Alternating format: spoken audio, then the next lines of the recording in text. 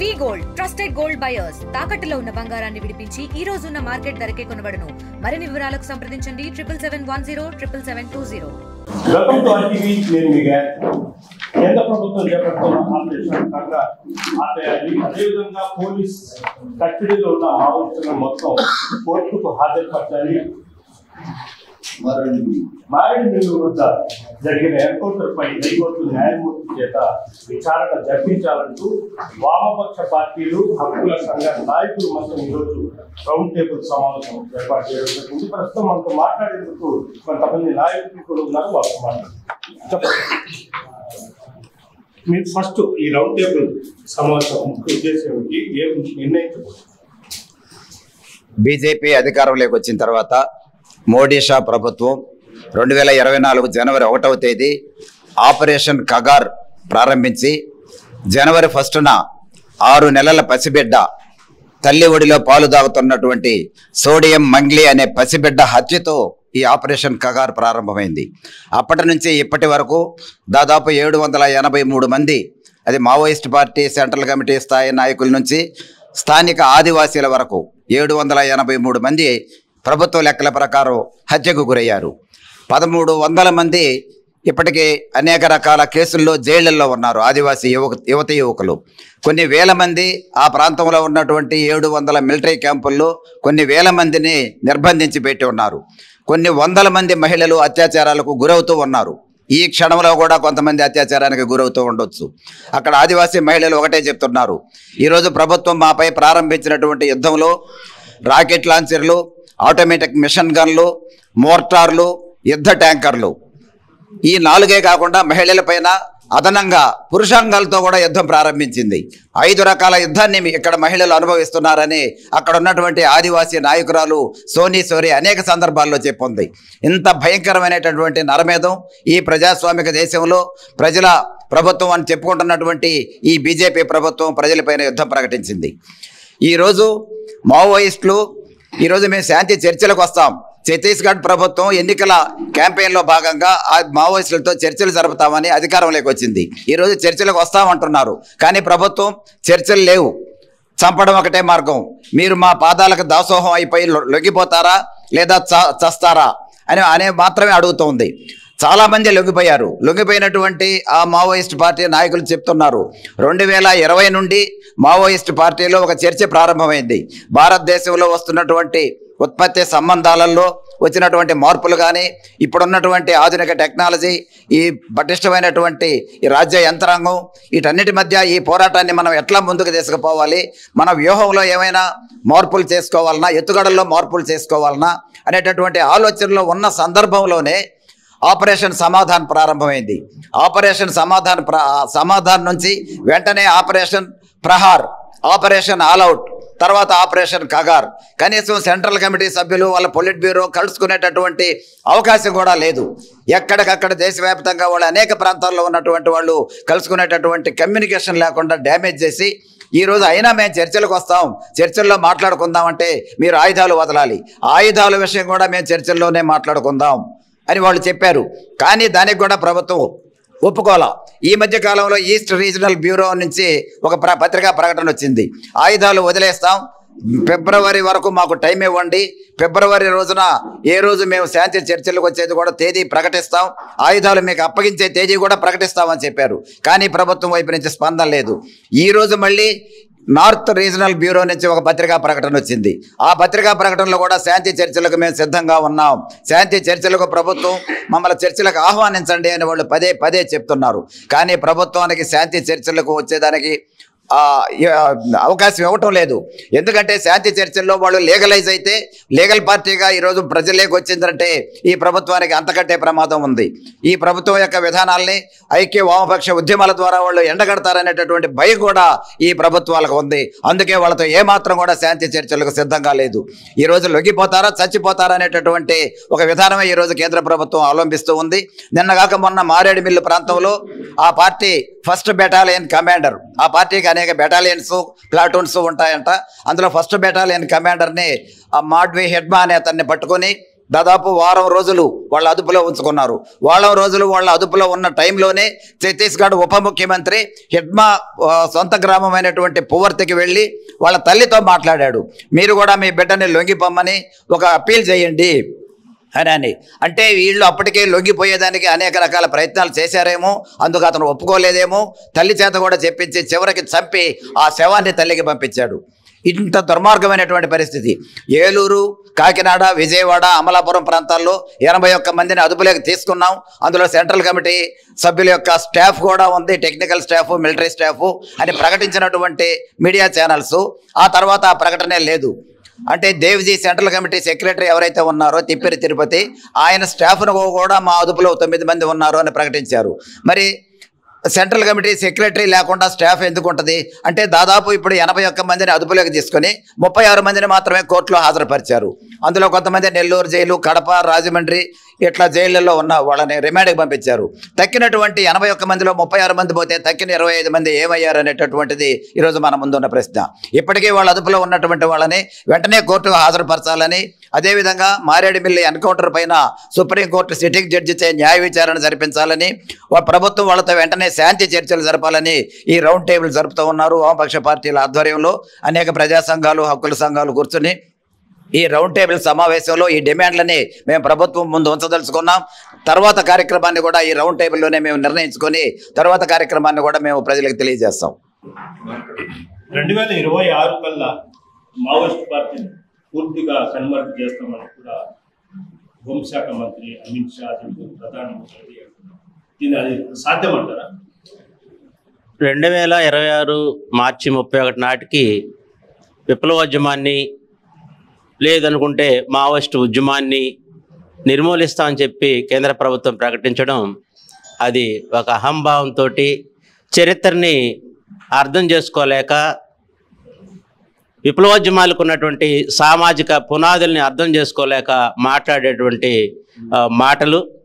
వాళ్ళు డేట్లు పెట్టాల్సింది, నిర్మూలించడానికి పథకాలు రూపొందించాల్సింది పేదరికాన్ని, నిరుద్యోగాన్ని, అవినీతి పరుల్ని, అట్లనే చట్టబద్ధంగా భూగర్భ గనుల్ని దోస్తున్నటువంటి రాజకీయ నాయకుల్ని, ఇలాంటి వాటిని నిర్మూలించి సమసమాజాన్ని తీసుకురావడానికి, అవినీతి రహిత భారత్ని నిర్మించడానికి తేదీలు పెట్టాలి తప్ప విప్లవోద్యమాల్ని, ఉద్యమాల్ని, కమ్యూనిస్టుల్ని నిర్మూలిస్తామని డేట్లు పెట్టేది అది వాళ్ళ తరం కాదు, అది అప్పటికి సాధ్యం కాదు. అవి పేద ప్రజల విముక్తితోటి వాళ్ళ యొక్క ఆర్థిక, రాజకీయ, సాంస్కృతిక పునాదులతో సంబంధించినటువంటి రాజకీయ ఉద్యమాలు. ఇలాంటి రాజకీయ ఉద్యమాలని ప్రపంచంలో ఎవరు కూడా డేట్లు పెట్టి నిర్మూలించలేదు. అది అసాధ్యమని చెప్పి చరిత్ర తెలియజేస్తా ఉంది. బీజేపీ ప్రభుత్వం ఏదంటే విప్లవ పార్టీలు అంటే సిపిఎం, సిపిఐ, ఇతర ఏ పార్టీ కావచ్చు, కమ్యూనిస్టు పార్టీలు మొత్తం కనుమరుగు చేయాలనేది ఒక పథకం ప్రకారం ముందుకు వెళ్తున్నట్టు మీరు ఏ విధంగా అందరూ ఐక్యతగా ముందుకెళ్తారు? భారత రాజ్యాంగం పైన ప్రమాణం చేసి అధికారంలోకి వచ్చిన బీజేపీ ప్రభుత్వం రాజ్యాంగంలో పేర్కొన్నటువంటి సూత్రాలకి భిన్నంగా ఈరోజు వ్యవహరిస్తూ ఉంది. ప్రజల్లో ఉన్నటువంటి అభ్యుదయ భావజాలని, వామపక్ష భావజాలని అణచివేసేందుకు ప్రత్యేకించి ఆపరేషన్ కగారు పేరుతోటి ఆదివాసీల పైన హత్యాకాండకి ఈరోజు పూనుకుంటుంది. ఆ విధంగా మావోయిస్టుల యొక్క ఏరివేతకి కంకణం కట్టుకొని ఏ మాత్రం కూడా చర్చలకి సిద్ధంగా కాకుండా మేము చర్చలకి మేము సిద్ధమని చెప్పినా కానీ వాటిని ఆహ్వానించకుండా ఈ ప్రభుత్వం నిర్దాక్షిణ్యంగా వ్యవహరిస్తోంది. ఇది పూర్తిగా వామపక్ష భావజాలాన్ని మొత్తం నిర్మూలన చేసే కార్యక్రమం భాగంగా చేస్తుంది. అందుకనే వామపక్ష పార్టీలు, ప్రజా సంఘాలు మొత్తం కూడా ఈ యొక్క విధానాన్ని వ్యతిరేకిస్తూ తక్షణమే ఆపరేషన్ కగారుని ఆపు చేయాలి, అలాగే మావోయిస్టులతో చర్చలు జరపాలని, అలాగే ఎన్కౌంటర్ల పైన, బోటక ఎన్కౌంటర్ల పైన జడ్జీల చేత విచారణ జరిపించాలని మేము డిమాండ్ చేస్తున్నాం. కేంద్ర ప్రభుత్వం అంటే బీజేపీ ప్రభుత్వం ఓ పక్క మావోయిస్టులను హతం చేస్తా వస్తూ ఉంది, మరో పక్క కార్మిక చట్టాలను సైతము కాలరాస్తూ కొత్త చట్టాలని ఇచ్చేస్తూ ఇబ్బంది పడు అంటే టోటల్ మీద చూసుకుంటే వాళ్ళ దృష్టి మొత్తం కమ్యూనిస్టుల మీదే ఉందని భావించుకోవచ్చా? మిత్రులారా, ఇవాళ కేంద్ర ప్రభుత్వం రాజ్యాంగాన్ని ధ్వంసం చేస్తూ ఉంది, ప్రజాస్వామ్య హక్కులను కాలరాస్తూ ఉంది, కార్పొరేట్ శక్తులకు ఊడిగం చేస్తూ ఉంది, అభ్యుదయ భావాన్ని దశల వారీగా అంతం చేయడానికి రాక్షసంగా ప్రయత్నం చేస్తూ ఉంది. అసలు కేంద్ర హోంమంత్రి అమిత్ షా మాట్లాడే మాటలు ఆయన హోంమంత్రికి ఉన్నటువంటి లక్షణాలు కానీ, ప్రజాస్వామిక లక్షణాలు కానీ, రాజ్యాంగం మీద నిబద్ధత కానీ అతనికి ఉన్నదా, కేంద్ర ప్రభుత్వానికి ఉందా అంటే లేదని చెప్పవచ్చు. ఇవాళ అభ్యుదయ భావాలను అంతం చేసేటువంటి భాగంలోనే ఈ ఆపరేషన్ కగారు కానీ, ఆదివాసీలను వెళ్ళగొట్టడం కానీ, మాయోయిస్టులను అంతం చేయడం కానీ జరుగుతూ ఉంది. ఇది అమిత్ షా కాదు, వాళ్ళ తాత దిగొచ్చినా సరే ఈ దేశంలో అభ్యుదయ భావాలను అంతం చేయడానికి కానీ, నిర్మూలించడానికి కానీ సాగదు. ఈ దేశంలో శ్రమ దోపిడీ ఉన్నంత వరకు అభ్యుదయ భావాలు ఏదో రూపంలో, అది మావోయిస్టుల రూపంలో వాళ్ళ ఆలోచన విధానం సాగుతూ ఉంది. కానీ నువ్వు నిర్దాక్షిణ్యంగా కాల్ చేయడానికి, ఎన్కౌంటర్లు చేయడానికి, న్యాయ విచారణ జరపకుండా ఉండడానికి నీకెవరిచ్చారు అధికారం? అందువల్ల ఇది ప్రజలందరూ కూడా గ్రహించాలా. దీన్ని ప్రజాస్వామ్యాన్ని, రాజ్యాంగ విలువలను, ఈ రాక్షస కృత్యాలను ఖండిస్తూ వీటిని కాపాడుకోవడానికి ప్రయత్నం చేయాలా. అందువల్లనే ఇవాళ వామపక్ష పార్టీలన్నీ కూడా, ప్రజా సంఘాలన్నీ కూడా ఏకోన్ముఖంగా దీన్ని ఖండిస్తూ ఉన్నాయి. ఈ చర్యలను ఇందాక మిత్రులు చాలా మంది చెప్పినట్టు న్యాయ విచారణ జరపాలా, శాంతి చర్చలు సాగాల, తక్షణం ఎన్కౌంటర్లు ఆపాలా, ఆదివాసుల మీద దౌర్జన్య కాండను నిర్మూలించేటువంటి కార్యక్రమాన్ని తక్షణం ఆప్ చేయాలా. ఇది ప్రజా ఉద్యమంగా ప్రజలు మారుతుంది. ఆ రకంగా ప్రజల్లోకి మీ యొక్క నిజ స్వరూపాన్ని తెలియజేయడానికి వామపక్ష పార్టీలు, అభ్యుదయ శక్తులు అన్ని పూనుకుంటాయని చెప్పేసి తెలియజేస్తూ ముగిస్తున్నాను. నా పేరు వి రామరాజు, భారత కమ్యూనిస్ట్ పార్టీ సిపిఐ మాజీ జిల్లా కార్యదర్శిని. మోహన్ గారు మీరు చెప్పండి, అంటే ఇప్పుడు ప్రజెంట్ జరుగుతున్న ఈ ఎన్కౌంటర్లపై నిజంగా ఎన్కౌంటర్లా, బూటకం ఎన్కౌంటర్లా? ఇవి ఎన్కౌంటర్లు కాదు. ఎన్కౌంటర్లు అయితే వాళ్ళ చేతుల్లో కూడా, నక్సలైట్ల చేతుల్లో ఆయుధాలు ఉన్నాయి. ఆ ఆయుధాల మధ్య కాల్పులు జరిగితే పోలీసు వాళ్ళు కూడా చనిపోవాలి, లేదంటే మధ్యలో ఎవరన్నా ఉంటే వాళ్ళకు కూడా గాయాలు కావాలి. అటువంటి పరిస్థితి లేదు.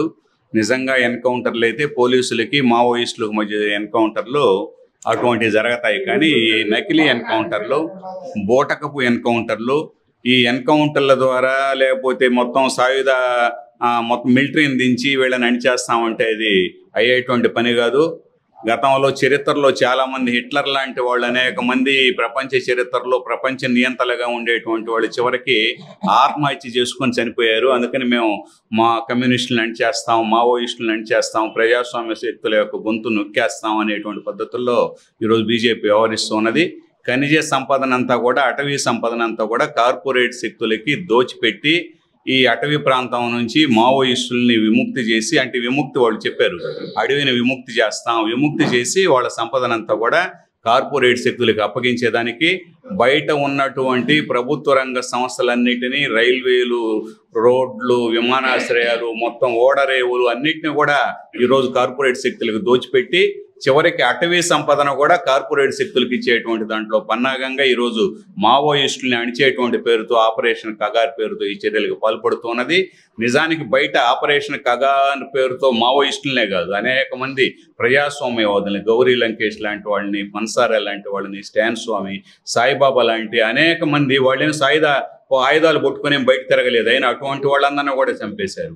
వాళ్ళనే కాదు, యూనివర్సిటీ విద్యార్థుల్ని, Jawaharlal Nehru university students, university వాళ్ళ విద్యార్థి సంఘ నాయకులు అనేక మందిని ఈరోజు జైల్లో పెట్టున్నారు. నిజానికి బీజేపీ ఈరోజు అప్రకటిత ఎమర్జెన్సీ, ఇది ఎమర్జెన్సీని ప్రకటించకుండానే ఎమర్జెన్సీని అమలు చేస్తూ ఉన్నది. దీనికి వ్యతిరేకంగా ఈ దేశంలో ఉండేటువంటి మొత్తం కమ్యూనిస్టులు, వామపక్షవాదులు, లౌకిక శక్తులు, ప్రజాతంత్రవాదులు అందరూ ఐక్యం కావాలి.